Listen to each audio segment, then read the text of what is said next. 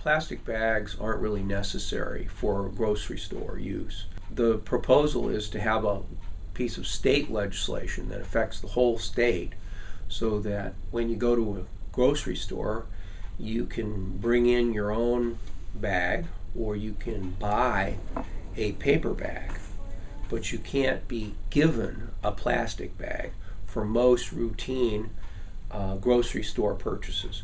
Exemptions apply in the proposed legislation, such as pharmaceuticals, meat can be sold in plastic bags, and vegetables can be sold in plastic bags. It's reasonable, it's a compromise.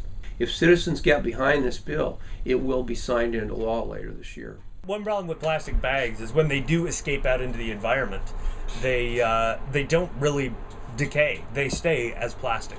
And in the sunlight will break them apart into smaller and smaller pieces. But really what that means is it's just that much more difficult to go collect it up.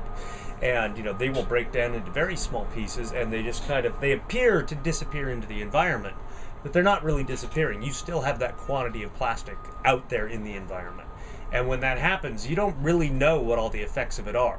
People talk about filter feeders having issues with plastic bags because they've broken down into tiny little pieces that are now plankton size, and so now they're not only getting plankton, but they're also filtering out this plastic, and it's definitely an issue. So, and when this stuff gets out in the environment, because its lifetime is so long and it doesn't change, it stays plastic.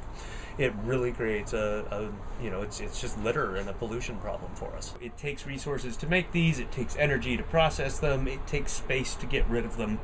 And if we are just, using one thing to get from the grocery store checkout to your car to your kitchen and then throwing it away from there, it's wasteful, and waste doesn't make sense.